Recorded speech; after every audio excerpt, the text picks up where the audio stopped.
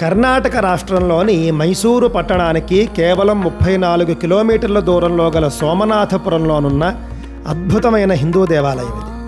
ఇందులోని ప్రధాన దేవుడు చెన్నకేశవ స్వామి. చెన్నకేశవ అంటే సుందర కేశవ అనే అర్థం. అంటే అందంగా ఉండే కేశవుడు మహావిష్ణువు. పేరుకు తగ్గట్టుగానే ఈ ఆలయంలోని శిల్పకళ కూడా అంతే సుందరంగా ఉంటుంది.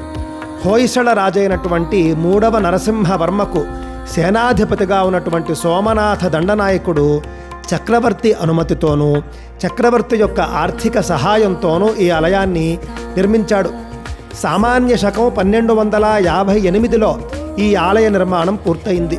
అప్పుడే కుంభాభిషేకం జరిగింది. అంటే దాదాపుగా 767 సంవత్సరాల వయస్సు గల ప్రాచీన ఆలయం ఇది. ఈ ఆలయంలో కొన్ని వేల శిల్పాలు చెక్కబడ్డాయి. ఆలయం పూర్తిగా మహావిష్ణువుకి అంకితం చేయబడింది. ఈ ఆలయం ఉన్న ఊరు పేరు మాత్రం సోమనాథపురం. నిర్మించిన సేనాధిపతి పేరు సోమనాథ దండనాయకుడు.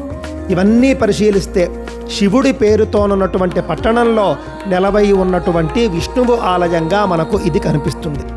ఆ విధంగా హిందూ దేవీ దేవతల యందు అభేదము. ఈ ఆలయాన్ని 2023లో యునెస్కో సంస్థ ప్రపంచ వారసత్వ సంపదగా గుర్తించింది. ఇంత గొప్ప శిల్పకళ కలిగినటువంటి ఈ ఆలయంలో కుంభాభిషేకం తరువాత కేవలం 53 సంవత్సరాల పాటు మాత్రమే పూజలు జరిగాయి.